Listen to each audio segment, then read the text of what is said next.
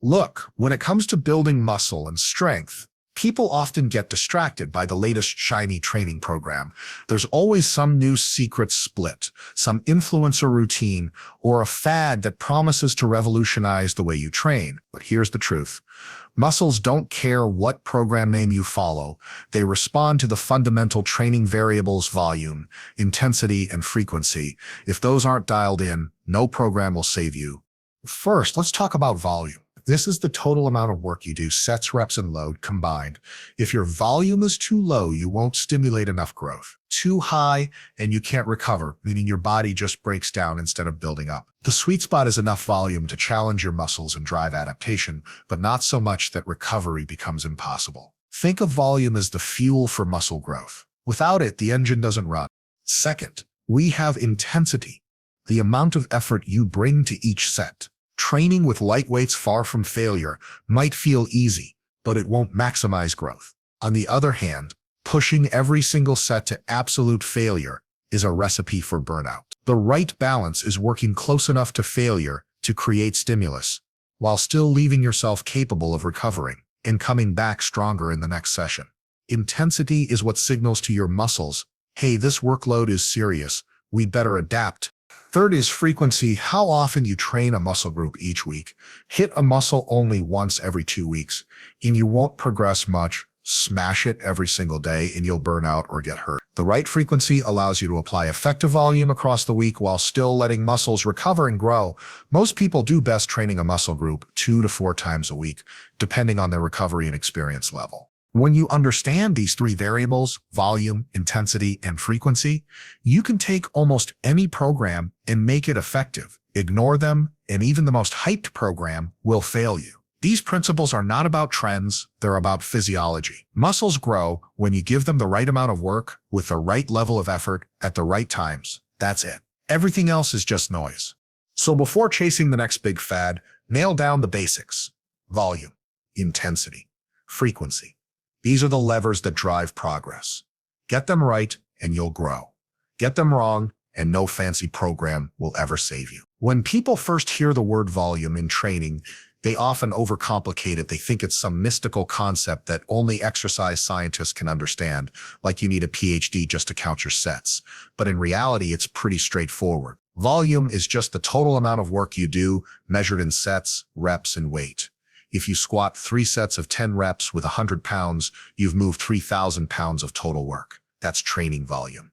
Nothing fancy. The trick isn't understanding what volume is, it's understanding how much you actually need to grow. Here's the reality. If your training volume is too low, your muscles barely notice you're at the gym. It's like whispering to them, hey, maybe you should get bigger. They shrug and ignore you. On the flip side, if your training volume is way too high, it's like yelling at your muscles with a megaphone all day long. They get annoyed, break down, and instead of adapting, they start to regress because your body simply cannot recover. The whole point of training is to apply just enough stress to stimulate growth and then back off so your body has the resources to rebuild. That balance is everything. Now let's think about what happens when someone does way too little volume. They show up at the gym, hit one hard set of curls, and then complain 6 months later that their arms still look the same. Well, no kidding. Muscles don't grow just because you thought about training. They grow when they're repeatedly exposed to enough tension and work to trigger hypertrophy. If you only do 1 or 2 challenging sets per week for a muscle group, that's probably not cutting it. Your body is efficient and lazy. It adapts only when it absolutely has to. But what about the other extreme? This is the person who thinks, if 10 sets is good, then 30 sets must be amazing. They hammer their chest with every possible press and fly variation, train for 2 hours, and then wonder why their joints hurt, their energy sucks, and they aren't growing. The problem is that while they're definitely stimulating growth, they're digging a recovery hole so deep that their body can't climb out of it before the next session. Imagine trying to fill a bucket with water, but at the same time, you're punching holes in the bottom. The more you pour in, the faster it leaks out. That's what excessive volume looks like. Lots of effort, little payoff. The sweet spot lies somewhere in the middle. And here's where it gets fun. It's not the same for everyone. Beginners can often grow on surprisingly little volume because their bodies are brand new to lifting. 5 to 10 hard sets per muscle per week might be plenty. Advanced lifters, on the other hand, have already adapted to years of training. Their muscles are stubborn and need more work to get the message. For them, it might take 15, 20, or even more high-quality sets per week to make real progress. The key word here is high quality, not junk volume, not half-hearted sets where you're scrolling Instagram between reps, but actual focused, challenging work. Here's another mistake people make. They assume more volume always equals faster growth, as long as recovery isn't totally tanked. That's not exactly true. Growth doesn't scale infinitely with volume. The first few sets of a workout are usually the most effective. The stimulus to fatigue ratio is highest. Each additional set adds a little less benefit while stacking more fatigue. At some point, the returns are so tiny they aren't worth the cost. That's why smart programming aims for the minimum effective volume, the least amount of work that reliably stimulates growth. And then when progress slows, adds a bit more. Slowly building up over time beats blasting yourself into the ground and burning out. Another thing to remember is that not all muscles respond to the same volume. Your quads and glutes, being big, strong muscle groups, might thrive on more sets, while your biceps or side delts, being smaller, might get smoked with less. Plus, certain exercises just pack more volume punch. A heavy set of squats is not the same as a light set of leg extensions. Even if both are counted as one set, the systemic fatigue from squats is far greater. So when thinking about volume, you can't just count sets blindly. You have to consider the exercise and the recovery demand it creates. Recovery is the other half of this equation, and it's often ignored. Volume doesn't exist in isolation. It's tied directly to your ability to recover. If you're eating well, sleeping enough, and managing stress, you can usually handle more volume. If your diet is trash, your sleep is 5 hours a night, and you're constantly stressed, your recovery ceiling is lower. Same training program, very different results. People forget that training volume is like writing checks, and recovery is like your bank account. If you keep writing checks that your body can't cash, eventually you go bankrupt. So the real art of training isn't just counting sets, it's adjusting volume intelligently over time. Start with a reasonable baseline, monitor how your body responds, and make changes as needed. If you're recovering well, not sore all the time, and progress is happening, great, you're in the zone. If progress stalls and you feel fresh, maybe it's time to add a little more. But if you're dragging, sore, and feeling weaker, chances are you've overshot and it's time to pull back. At the end of the day, volume is the foundation because it's the biggest driver of hypertrophy. Intensity and frequency matter a lot too, but without enough total work, they don't have much to act on. Think of it like building a house. Volume is the bricks, intensity is the strength of the mortar, and frequency is how often you lay those bricks. Without enough bricks, you don't even have a wall. You just have a blueprint and some enthusiasm, but nothing real to show for it. So the next time someone tries to sell you on the magic of their new program, ask yourself this.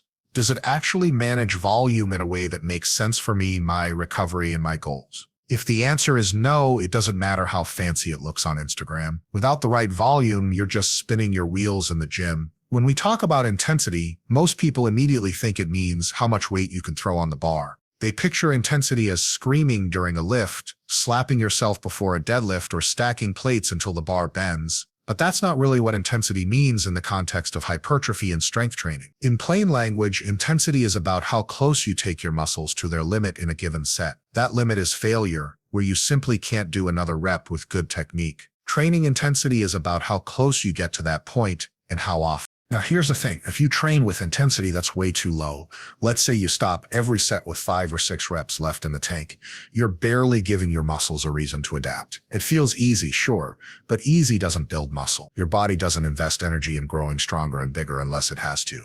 And if you never push close to that point of challenge, your body just shrugs and says, well, I guess we're fine as we are. That's why those folks who endlessly pump light weights while chatting at the gym never seem to change. They're moving, but they're not training with enough intensity to make it count. But on the other side, you've got the all-or-nothing lifters who believe every single set has to be to absolute failure, like the fate of humanity depends on their final rep. These are the people collapsing on the leg press, needing 3 spotters to help rack the bar, and crawling out of the gym as if they just survived a natural disaster. It looks hardcore, and it is. But here's the issue. If you train to failure all the time, you create so much fatigue that your body can't recover properly. And if you can't recover, you can't grow. Intensity without recovery is like flooring the gas pedal in a car with no fuel. You're revving the engine, but you're not going anywhere. The sweet spot with intensity is training close enough to failure to send a strong growth signal, but not so close that you destroy your ability to train effectively in the next session. Think of it as leaving 1 or 2 reps in the tank on most sets. This balance keeps the stimulus high enough to force adaptation, but keeps recovery manageable. You still push yourself, you still get uncomfortable, but you don't burn yourself out. That's the difference between training hard and training smart. Here's another point. Intensity isn't just about physical effort. It's also about mental focus. If you're distracted, if your technique is sloppy, if you're rushing through reps, the quality of your intensity drops. True intensity means being present in the set, pushing with intent, and owning every rep. A half-hearted grind isn't the same as digging deep with control and purpose. That's why some people can do fewer sets but still make great progress. They make each set count with quality intensity. Let's also clear up a common myth. Intensity doesn't mean heavy weight only. Sure, lifting heavy is one way to create intensity, but you can get just as intense with moderate weights if you push close to failure. For hypertrophy, it's less about the absolute load and more about how close you are to the edge. Sets of 8 with heavy weight, sets of 12 with moderate weight, even sets of 20 with lighter weight, all can be equally effective if they're taken close to failure. Intensity is about effort relative to your capability, not the numbers on the bar alone. Now, why does intensity matter so much? Because your muscles grow in response to tension, and that tension has to be high enough for long enough to convince your body that it needs to adapt. Training close to failure ensures that the highest threshold muscle fibers, the ones with the most growth potential, are recruited. Those fibers don't really wake up until you're close to the edge. If you stop a set with 4 or 5 reps still left in you, you're leaving those fibers untapped. You did some work, sure, but you didn't reach the fibers that actually matter most for size and strength gains.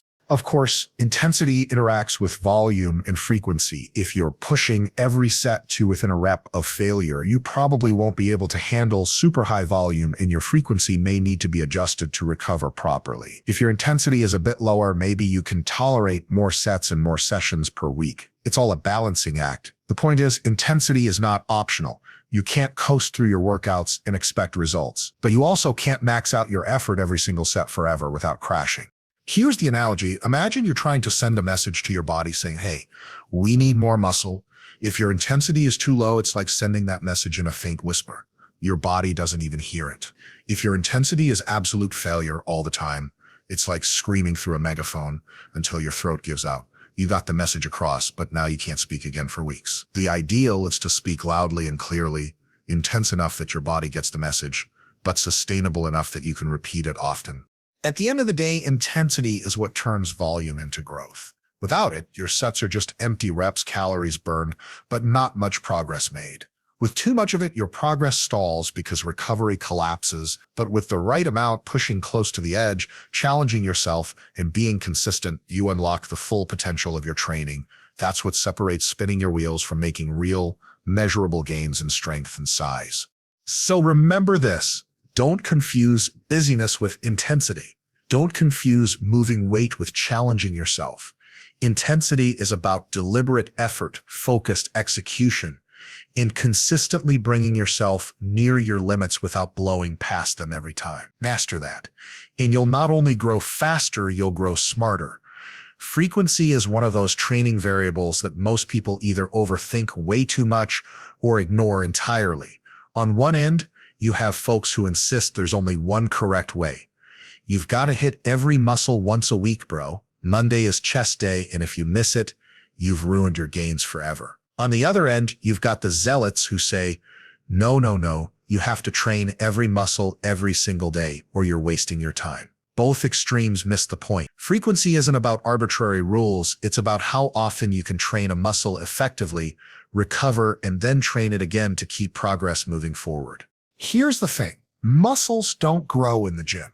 They grow when you train them, stress them, and then allow recovery to do its magic. The problem with training a muscle only once every 2 weeks or even once a week for most people is that you're leaving a lot of growth potential on the table. Sure, if you smash your chest with 25 sets on Monday, you're going to be sore until Friday and feel like you did enough.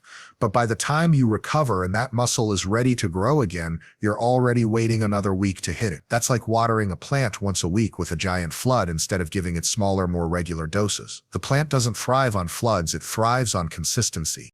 On the flip side, if you try to train a muscle every single day, you're never giving it a chance to recover. Remember, muscles don't adapt while you're lifting, they adapt afterward. Training a muscle again before it's recovered is like ripping open a wound every day. It just stays injured instead of healing stronger. There's no magic badge for I train chest 7 days in a row. If anything, it's a fast track to joint pain, stalled progress, and frustration. The sweet spot is usually somewhere in the middle. For most people, hitting a muscle 2 to 4 times a week seems to be the most effective range. That's enough frequency to repeatedly send the growth signal while still giving your body time to recover between sessions. Think of it like practice. If you want to get good at playing the piano, you don't practice once a week for 5 hours and then ignore it for 6 days. You also don't try to practice 8 hours a day until your fingers fall off. You practice regularly at a manageable dose, and over time you improve. Muscles respond to training the same way. Frequent, quality exposure to stimulus, followed by recovery, builds progress.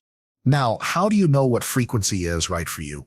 Well, it depends on a few factors: your training experience, your recovery ability, and your total weekly volume. Beginners often don't need much frequency because they grow just fine on lower volume and their muscles are very sensitive to any stimulus. Training each muscle twice a week is plenty for most novices.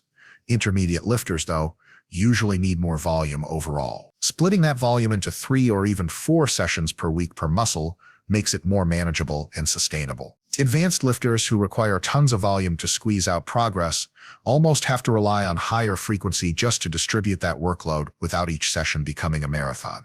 Here's a practical example. Let's say your back needs about 20 hard sets per week to grow. If you try to cram all 20 into one workout, by the time you hit set 12, your performance has tanked, your technique is sloppy, and you're just surviving the workout instead of training productively. By set 18, you're basically doing junk volume sets that fatigue you without stimulating much growth. But if you spread those 20 sets across 3 sessions, maybe Monday, Wednesday, and Saturday, you can bring high effort and focus to each set, and your recovery between sessions keeps you fresh. Same total volume, but way more effective because frequency was managed intelligently. Another benefit of higher frequency is skill practice. Lifting isn't just about muscles, it's about movement patterns. The more often you bench press, squat, or row, the better you get at those movements. Frequency allows you to refine technique, improve motor learning, and make each rep more efficient. And guess what? Better technique means better stimulus for the muscles and less risk of injury. So frequency isn't just about spreading out volume, it's about sharpening the skill of lifting itself. Of course, recovery always sets the ceiling. If you're sleeping 4 hours a night, eating like a bird, and stressed to the max, training a muscle 4 times a week isn't going to end well. Your body simply won't recover. But if you're eating well, resting enough, and managing stress, you can handle more frequent training. The point is, frequency and recovery are 2 sides of the same coin. Push frequency too high without enough recovery, and you crash. Keep it too low, and you miss opportunities to grow. Balance is the name of the game. One thing worth mentioning is that frequency isn't dogma, it's flexible. Some muscle groups might thrive with higher frequency while others don't need it. Your calves or side delts, for instance, might respond really well to being hit 3 or 4 times a week with moderate volume, while your lower back might get wrecked if you try to hammer it that often. Big, structurally demanding muscles take longer to recover, while smaller ones often bounce back faster. Adjust accordingly. At the end of the day, frequency is about maximizing opportunities to stimulate growth without sabotaging recovery. It's not about bro splits versus full-body workouts as if one is universally superior. It's about looking at your total training volume, spreading it out in a way that allows quality work, and making sure your body can recover and grow between sessions. If you get that balance right, you'll make steady, sustainable progress. So don't fall into the trap of thinking once a week is enough, and don't fool yourself into thinking daily training is the answer. The real key is finding that sweet spot, frequent enough to keep the growth signal coming, but spaced out enough to recover. That's how you optimize results. That's how you actually grow. Every couple of months, the fitness world seems to invent a new secret program. Some influencer swears they've cracked the code with their magic split, their one-of-a-kind exercise, or some ancient training method rediscovered from a lost civilization. And every time, people flock to it, convinced that this is finally the thing that's going to transform them. But here's the reality. Your muscles don't care about marketing. They don't care if your program has a cool name, if it came from an underground coach, or if it promises results in 30 days. Muscles respond to principles, volume, intensity, and frequency, not to fads. Let's be clear, most fads aren't completely useless. Many of them actually include some decent training ideas. The problem is they package those ideas as if they're revolutionary, while ignoring the bigger picture. A new program might tell you to do supersets, or to train with blood flow restriction, or to use some exotic piece of equipment.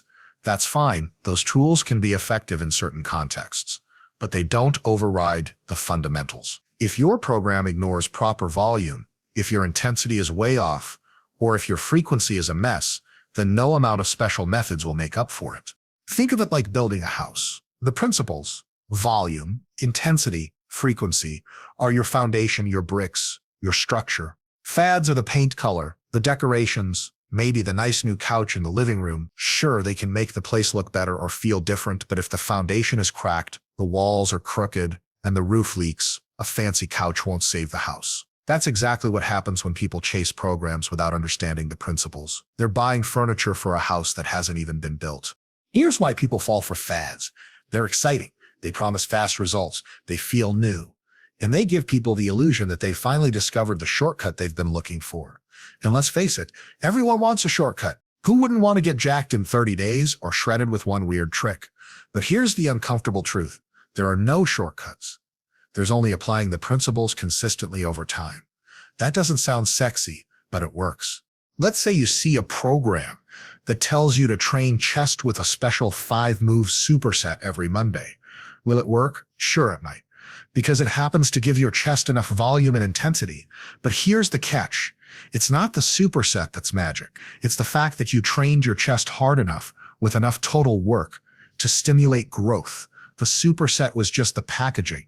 You could have done it with straight sets, different exercises, or another rep scheme, and as long as the principles were there, you'd grow. The fad isn't the driver. The principles are. Another big issue with fads is sustainability.